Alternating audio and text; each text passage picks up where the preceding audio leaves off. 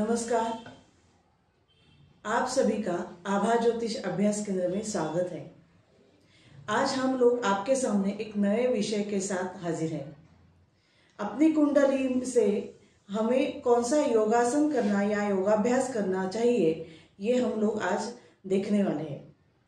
आप सोच रहे होंगे कि ऐसा कैसे देखे जाते हैं, तो हम लोगों को ये जानकारी रहेगी आप लोगों को कि कुंडली से कौन सी बीमारी या सेहत का आपकी सेहत कैसी रहती है, हम लोग ये कुंडली से जान सकते हैं।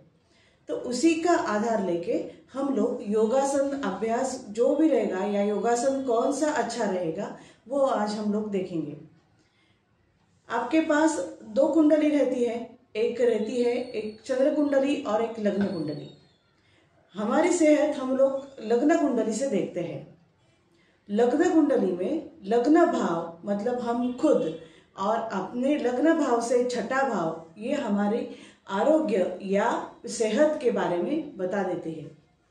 ये दोनों भाव अपने लिए सेहत के लिए हम लोगों को इन दोनों के भाव में जो भी राशि रहेगी, जो भी ग्रह रहेंगे, इनके बारे में हमें जानकारी होनी चाहिए और उसका विचार करके ही हम लोग योगाभ्यास करेंगे तो उसके हमें फायदा रहेगा। अब हम लोग देखेंगे, अगर हम लोगों का किसी का लग्न भाव में मतलब प्रथम भाव में 10 नंबर लिखा है तो मतलब उस कुंडली मकर लग्न की है, ऐसा हमें सोचना चाहिए।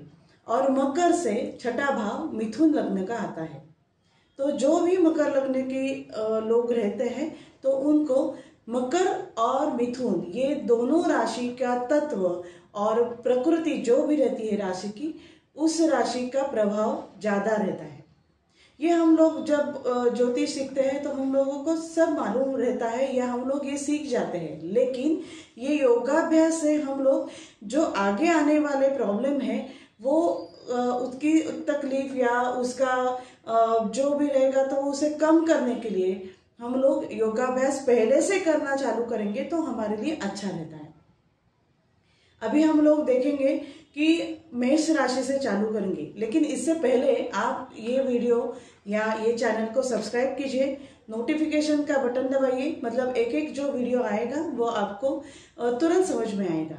और ये वीडियो पूरा देखिए, तब आपको ये बात हम लोग जो आपके सामने लेके आए हैं वो पूरा समझ में आएगी।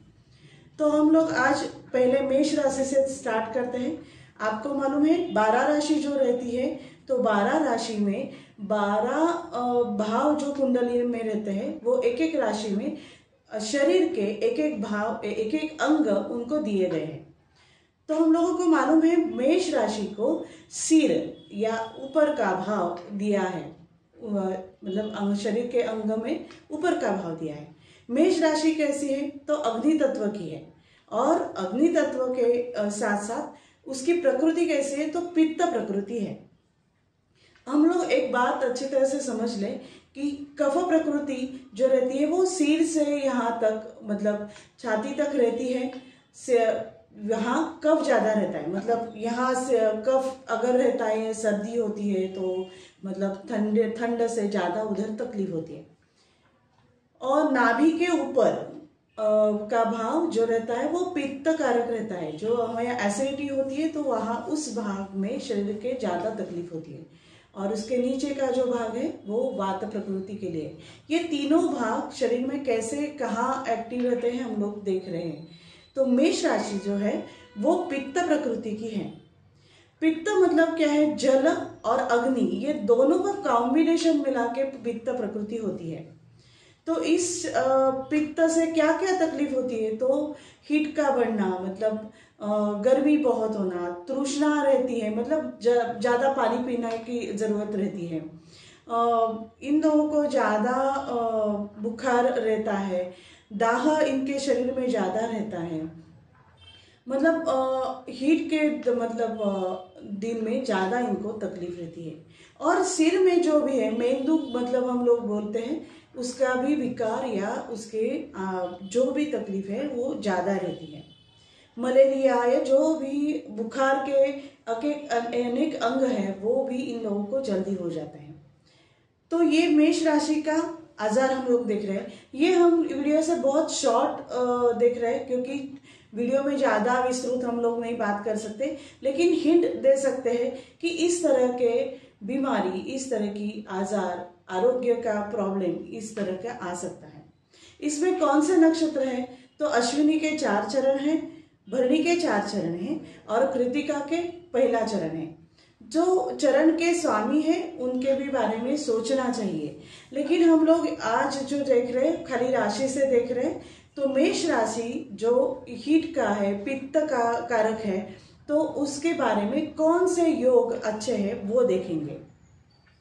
तो शशंकासन में योग बता रही हूँ, जो योगाभ्यास में योगासन करना चाहिए उसके बारे में बात कर रही हूँ। अगर मेष राशि के लोग हैं और या छठे भाव में मेष राशि है, कभी कभी क्या रहता है लग्न मेष होती है और छठे में कन्या राशि आती है, और कभी कभी छठे भाव में मेष राशि होती है, तो इन दोनों को भी इस तरह के योगाभ्यास या योगासन करना चाहिए।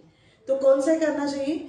तो शशांकासन करना चाहिए, पश्चिमोत्तानासन करना चाहिए, मंडूकासन करना चाहिए, योग मुद्रा जो रहती है वो करना चाहिए, गोमुखासन, सर्वांगासन, मार्जासन, बटरफ्लाई। अगर आप बोलेंगे बटरफ्लाई से क्या होगा, बटरफ्लाई अगर स्पीड में करते हैं आप लोग तो आपकी हीट बढ़ती है, हीट बढ़ेगी तो पित्त निकलने में आसानी होती है। और जो है नाभि को प्रेशर देने वाले सभी आसन, इसके लिए मतलब आगे झुक के करने वाले सभी आसन हम लोगों को करने चाहिए।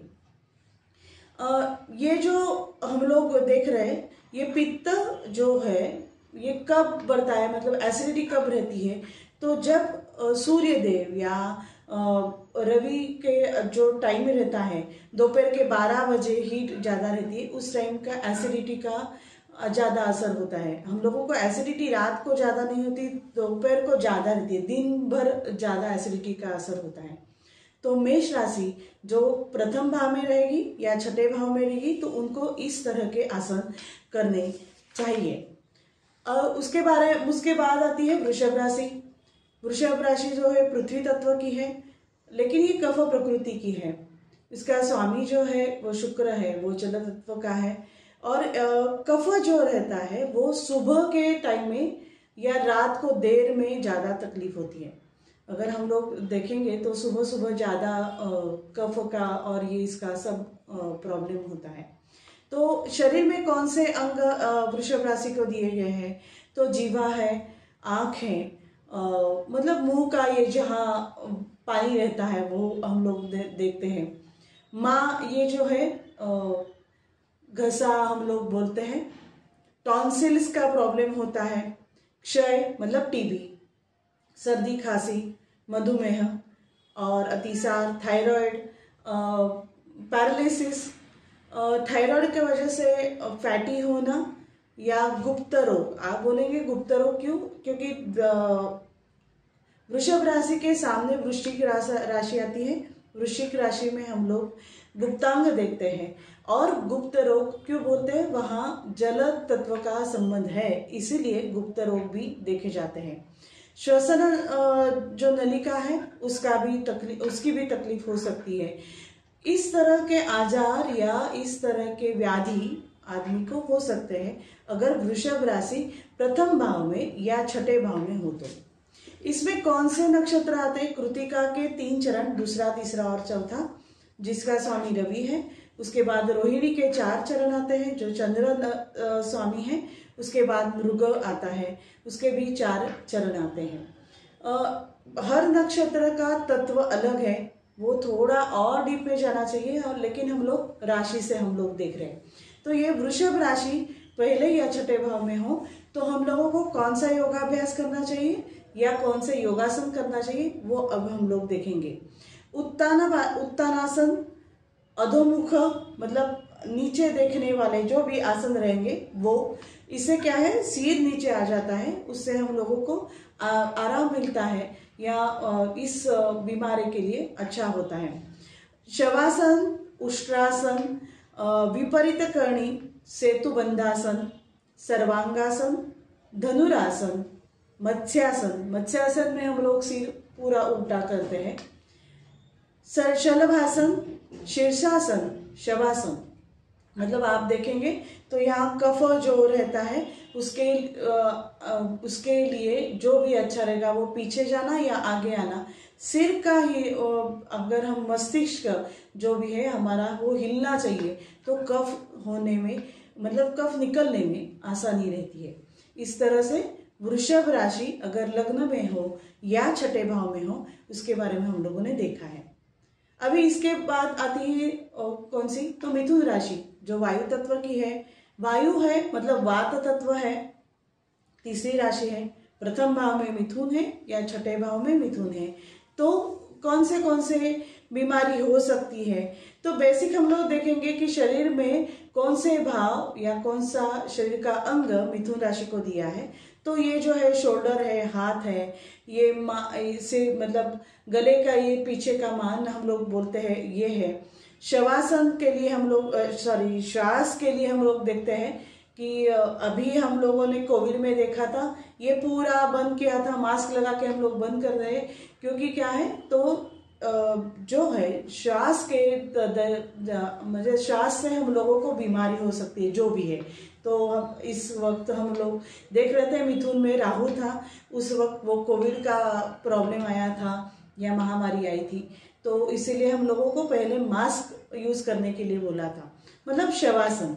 और संसर्गजन्य जो भी रोग रहते हैं, निमोनिया रहेगा या दमा रहेगा, ब्रोंकाइटिस रहेगा, ये जो भी है, ये खांसी और ये जो भी इन्फेक्शन रहेगा, ये सब मिथुन राशि के अंदर आता है। उसके मिथुन राशि के अंग वो शरीर के अंग में या उसके बीमारी में ऐसा ये बहुत तकलीफ होती है अगर आप देखते हैं तो हम लोग देखेंगे इसमें मृग नक्षत्र है, आर्द्रा है और पुनर्वसु है।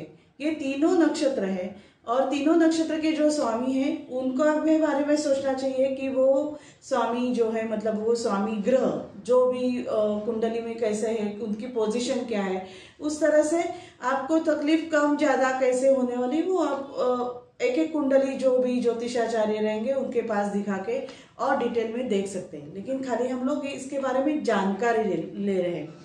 तो ये मिथुन राशि के लिए ये वायु तत्व है, मतलब वात बोलते हैं। जो शरीर में खाली जगह है जो भी हम लोग बोलेंगे वहां वात मतलब वायु जो घूमता है तो उसका असर ज्यादा होता है, मतलब वात बढ़ता है। शरीर में जो भी जॉइंट रहते हैं, संधि बोलते हैं, जहां भी जॉइंट रहते हैं वहां उस जगह पे वात जाके बैठता है तो संधिवात हुआ है, ऐसे हम लोग बात करते हैं। तो ये वात प्रकृति के लिए हम लोगों को देखना चाहिए कि अग्नि बढ़ने वाला जो भी रहेगा वो काम करना चाहिए। अगर आप लोग देखेंगे कि वात प्रकृति के लोग हैं तो उनको ज़्यादा गर्म खाना चाहिए या जिस खाने में जो भी पदार्थ में जो हीट बनने वाली है वो खाने के लिए डॉक्टर बोल देते हैं या मसाज करने के लिए बोलते हैं। मसाज से क्या होता है कि घर्षण होने के बाद मतलब ऑयल से तो हीट बढ़ती है, हीट बढ़ेगी तो वात मतलब वायु निकल के आएगा। ये पंचतत्व का फॉर्मूला है तो वो अब हम लोग अलग से देखेंगे, लेकिन अग्नि देते हैं तो वायु निकल के आता है। तो ये वात प्रकृति का बारे में हम लोग देख रहे हैं। तो ये वात प्रकृति के लोगों के लिए या मिथुन लग्न या मिथुन छठे भाव में होने के कारण कौन से योग करना चाहिए वो अब हम लोग देखेंगे।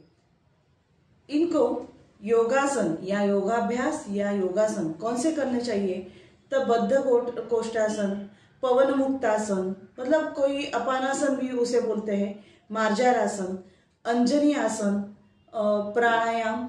लेकिन ये जो लोग प्राणायाम करते हैं तो ये उन्होंने स्पीड से नहीं करना चाहिए, स्लोली करना चाहिए। अगर हम लोग स्पीड से करेंगे, जिसका वात प्रकृति है, जिनकी वात प्रकृति है, अगर ये प्राणायाम स्पीड से करेंगे तो अंदर भी हवा या वायु जल्दी जाएगा तो इससे जो इफेक्ट होना चाहिए वो होता नहीं है।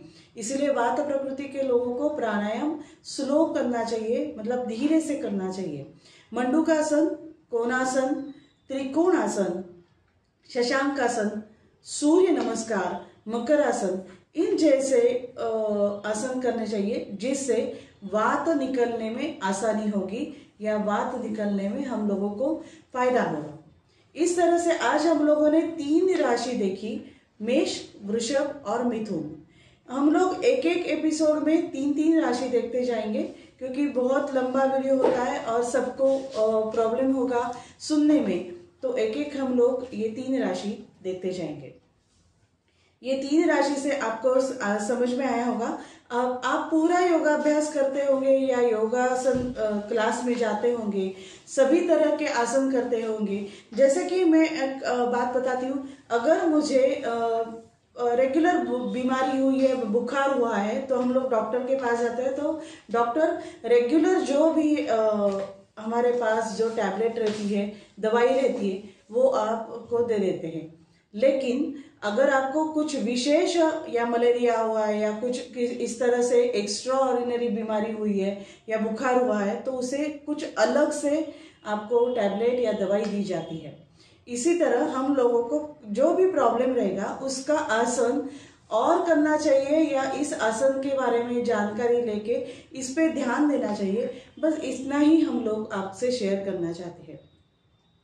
मुझे लगता है कि आपको ये बहुत पसंद आया होगा कि अपनी कुंडली और कुंडली के साथ योगाभ्यास कौन सा होना चाहिए।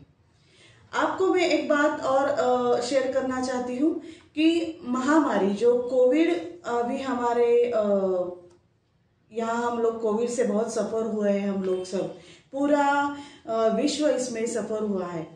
तो ये जो कोविड है या ये महामारी है, ये 100 साल के बाद आई है या काल सर्प में हुई है, ऐसा हम लोग देख रहे थे, सोच रहे थे, जानकारी ले रहे थे। लेकिन मैंने एवं 165 ईस्वी सन 165 से महामारी जो भी आई है इसका रिसर्च किया है इसके ऊपर, और ये एनालिसिस करके, लेकिन 1520 ईस्वी सन से मैंने ये महामारी एक किताब में लिखी है, इसका एनालिसिस लिखा है। जो भी इंटरेस्टेड रहेंगे कि ये कब आती है, ये पैंडेमिक कब आएगा या आया था और किस तरह के आया था। पैंडेमिक में भी बहुत फर्क है। आज हम लोग देख रहे थे कोविड का अलग था, HIV अलग था या स्वाइन फ्लू अलग था, ये सब पैंडेमिक ही थे, लेकिन अलग अलग तरह के पैंडेमिक हुए हैं। लेकिन ये पैंडेमिक कब होते हैं, ग्रहों के किस ग्रहों के कौन से कॉम्बिनेशन में आने के बाद या कौन से योग में आने के बाद ये पैंडेमिक होता है, और इसकी तीव्रता कितनी रहती है, मतलब डेथ की जो रेट रहती है वो कितनी रहती है।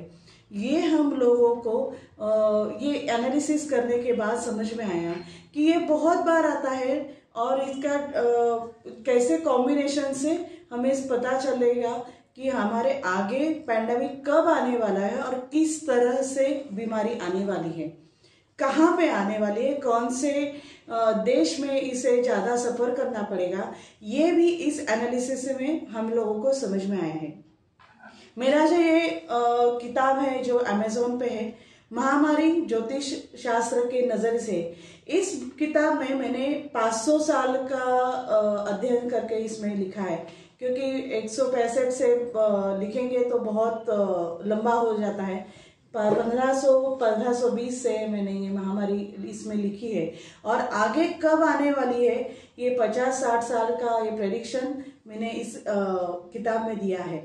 तो अगर आप ये किताब पढ़ना चाहते हैं तो ये मराठी और हिंदी ये दोनों भाषा में अमेज़न पे उपलब्ध है, और ये आप देखेंगे तो ये मराठी में है और ये हिंदी में है।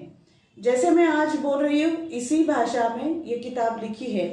आप आसानी से अमेज़न पे ऑर्डर देके ये खरीद सकते हैं, और इसके बाद मतलब हमारे पैंडेमिक में या ज्योतिष से भी हम बता सकते हैं कि कब आएगा कब नहीं आएगा, क्योंकि बहुत मीडिया पे दिया है कि पैंडेमिक के बारे में किसी ज्योतिष ने बताया नहीं था, तो इसी कारण मैंने ये सर्च करके इस किताब में लिखा है। मुझे आशा है कि आपको ये वीडियो बहुत पसंद आया होगा। आपने सब्सक्राइब किया होगा या आप करेंगे, नोटिफिकेशन का बटन दबाएंगे, और आपका जो पसंद आया है जो भी रहेगा आप कमेंट ज़रूर देंगे, और अमेज़न से ये किताब ज़रूर खरीदेंगे, ऐसी मुझे आशा है। तो अगले वीडियो में आपके साथ नए राशि के साथ मिलते हैं। धन्यवाद।